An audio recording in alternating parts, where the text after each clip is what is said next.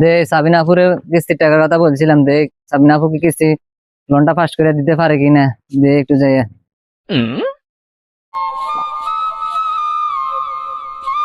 সাবিনা আপু ঘরে আছেন কিনা? কে? সাব্বির?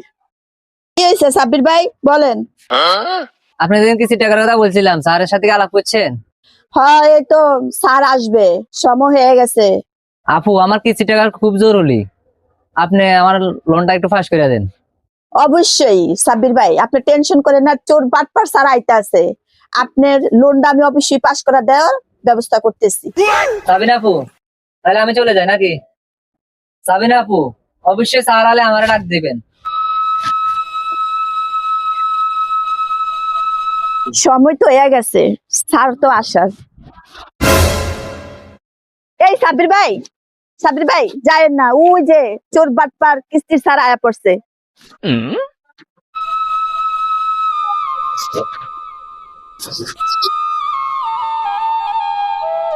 স্যার আসসালামু আলাইকুম। ওয়ালাইকুম আসসালাম। আচ্ছা স্যার, আপনি খারান, আমি চেয়ারটা নিয়ে আসি।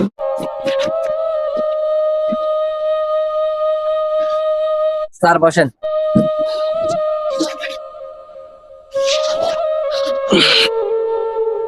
স্যার আমার তো কিস্তির সব সঞ্চয় ঋণ সব শেষ, পরিশোধ হয়ে গেছে। এখন আমি একটা লোনের জন্য আবেদন করছি, সেটা কি করলেন? সামনাপা যার লিগে আবেদন করছেন এই লোকটা নিয়ে আসেন। আচ্ছা ঠিক আছে স্যার, আমি নিয়ে আসছি, আসেন স্যার আপনাকে ডাকতেছে। সালাম আলাইকুম। ওয়ালাইকুম সালাম।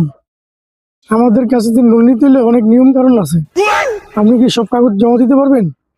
জি স্যার পারবো। স্যার এটা নিয়ে কোনো টেনশন নাই আপনার, ওর দায়িত্ব আমি নিব ইনশাল্লাহ। সাবিনাপা আপনি দায়িত্ব নিয়েছেন সবই ঠিক আছে, তারপরে এর বড় আনতে হবে আমার সাথে কথা বলার জন্য। কথা বলে দেখবো, যদি মনে করি ভালো তাহলে লোন দিব, সমস্যা নাই। তারপরে আমার সাথে আগে কথা বলুন।